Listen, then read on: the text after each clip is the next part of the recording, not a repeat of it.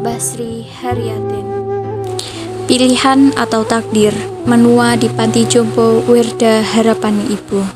Inilah sebuah kisah pilu, kisah lansia sebatang kara Basri Haryatin. Kisah ini diangkat oleh Vina Agustin. Basri berumur 75 tahun dengan jenis kelamin perempuan, memiliki agama Islam dan asalnya dari Jepara. Ia tinggal selama 8 bulan di Panti Jompo Wirda Harapan Ibu. Kegiatan sehari-harinya beliau adalah beribadah kepada Allah, mencuci baju, mencuci piring, dan menyapu kamar dan juga halaman. Ditambah lagi ketika malam hari ia terbangun dan melaksanakan sholat tahajud sendirian. Kronologinya bisa tinggal di Panti Jompo adalah ketika dia masih muda, masih kuat untuk bekerja sebagai asisten rumah tangga. Dulu dia bekerja untuk mencuci, masak, dan bersih-bersih. Basri memiliki teman yang baik dan temannya tersebut memiliki 3 seorang anak yang mau untuk merawat Basri ketika Basri sudah tua. Namun setelah temannya meninggal dunia, Basri dititipkan oleh anak temannya tersebut di Panti Jompo. Anak dari temannya Basri tersebut sangat berjasa bagi hidupnya Basri karena dia sudah mau merawat dengan tulus sampai dia menitipkannya ke Panti Jompo. Awal Basri tinggal bersama anak dari temannya tersebut, Basri membantu pekerjaan rumah seperti mencuci baju, memasak, ngepel, nyapu, dan lain sebagainya. Tetapi ketika Basri sudah sepuh, Basri dilarang untuk mengerjakan pekerjaan rumah.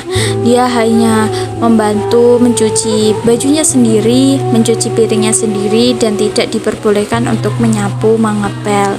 Tetapi di situ Basri merasa tidak enak karena dia merasa bahwa hanya merepotkan dan numpang hidup saja. Histori kisah pilu Basri berawal ketika dia lahir. Basri lahir tahun 1948 dan dia menikah pada tahun 1967. Ketika berjalan 4 tahun pernikahannya, dia memutuskan untuk bercerai, dan sejak Basri bercerai, dia bekerja sebagai asisten rumah tangga hingga dia tua, dan sampai ketika tahun 2022 ia dimasukkan ke Panti Jompo oleh anak dari temannya. Dengan pernikahan 4 tahunnya tersebut, Basri tidak dikaruniai anak dan dia bercerai dikarenakan disuruh oleh mertuanya. Beliau berkata sakit hati dan benci kepada mantan suaminya, dan saat ini dia sudah tidak peduli apapun yang mau terjadi terhadap mantan suaminya tersebut. Basri sudah terbiasa hidup tanpa cinta dan dia sudah sama sekali tidak peduli tentang keberadaan mantan suaminya.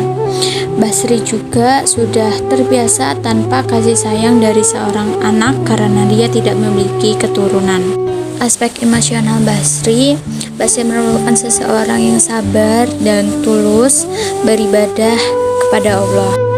Hubungan kelekatan Basri dengan teman sebayanya di Panti Jompo melihatkan bagaimana aspek emosional Basri. Dia berkata memiliki teman baik yaitu yang bernama Mbah Siti. Ketika ia sakit, Mbah Sitilah yang merawat dia. Basri tidak memiliki masalah dengan teman sebayanya, hanya saja terkadang dia merasa terganggu oleh temannya yang berisik karena pendengaran Basri ini tidak memiliki gangguan. Jadi ketika ada teman yang ketika malam hari berisik, suka mendongeng sendiri, Basri merasa terganggu, tetapi Basri masih bisa untuk menerimanya dengan ikhlas. Dia berkata di sini nyaman-nyaman saja dan tidak pernah mencari masalah dengan teman-temannya. Meski Basri hidup sebatang kara, tidak punya sanak saudara, ia hidup di Panti Jompo ini merasakan senang-senang saja dan tidak pernah merasakan kesepian, dan jarang sekali merasakan sedih karena memang beliau sudah pasrahkan semuanya kepada Allah Subhanahu wa Ta'ala. Basri berkata, kalau dia sudah pasrah kepada Allah Subhanahu wa taala, dia tidak banyak berharap tentang hidupnya. Yang penting dia diberikan kesehatan, dan yang terpenting adalah beribadah kepada Allah Subhanahu wa taala. Beginilah sepenggal kisah dari Mbah Sri yang tidak memiliki sanak saudara, yang ditakdirkan untuk tinggal di panti asuhan Panti Werda Harapan Ibu. Sekian, terima kasih. Wassalamualaikum warahmatullahi wabarakatuh.